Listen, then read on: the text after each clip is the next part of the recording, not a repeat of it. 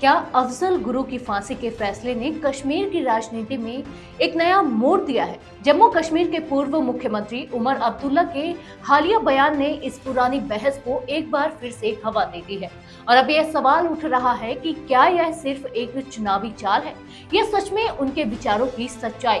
सियासत के इस खेल में कौन कौन से पत्ते फेंके जा रहे हैं, आइए जानते हैं इस मुद्दे की तह तक सिर्फ सियासत नगरी पर।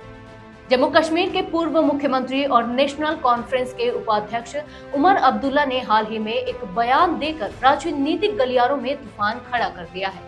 उमर ने कहा कि 2001 के संसद हमले के दोषी अफजल गुरु को फांसी देने से कोई उद्देश्य पूरा नहीं हुआ।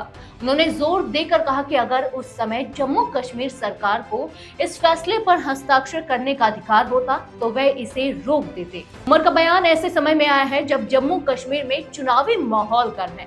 उन्होंने यह भी कहा कि अफजल गुरु की फांसी का निर्णय पूरी तरह से केंद्र सरकार का था, जिसमें जम्मू कश्मीर सरकार की कोई भूमिका नहीं थी। उनका मानना है कि अगर राज्य सरकार का कोई अधिकार होता तो इस फैसले को कभी मंजूरी नहीं मिलती। उमर ने अपने इस बयान के साथ ही मृत्यु दंड के खिलाफ अपनी पुरानी स्थिति को फिर से दोहराया और अदालतों की अचूकता पर सवाल उठाए। इस बयान के बाद सियासी मैदान में प्रतिक्रिया का दौर शुरू हो गया। भाजपा के नेता साजिद यूसुफ ने उमर के बयान पर पलटवार करते हुए कहा कि अफजल गुरु को फांसी देना कश्मीर के लोगों को न्याय दिलाने की दिशा में एक जरूरी कदम था।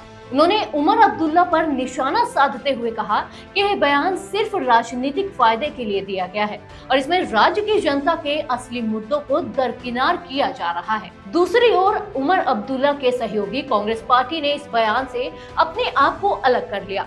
कांग्रेस नेता सलमान खुर्शीद ने इस मुद्दे पर कोई भी रुख अपनाने से इनकार करते हुए कहा कि यह चुनाव का समय है और ऐसे में बयानबाजी आम हो जाती है। उन्होंने इस मामले को ज्यादा तूल न देने की सलाह दी और कहा कि कांग्रेस का इस मुद्दे से कोई लेना देना नहीं है। इस बयान के पीछे की सियासत को समझने की जरूरत है। यह विवाद उस समय सामने आया जब अफजल गुरु के भाई एजाज अहमद गुरु ने जम्मू कश्मीर विधानसभा चुनाव लड़ने की घोषणा की है।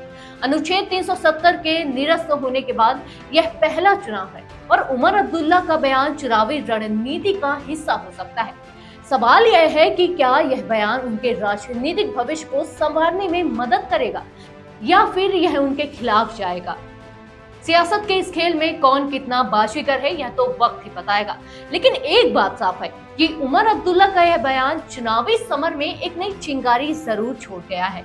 अब देखना होगा कि इस चिंगारी से कौन सा राजनीतिक दल अपनी रोटियां सेकता है और किसका दांव उल्टा पड़ता है।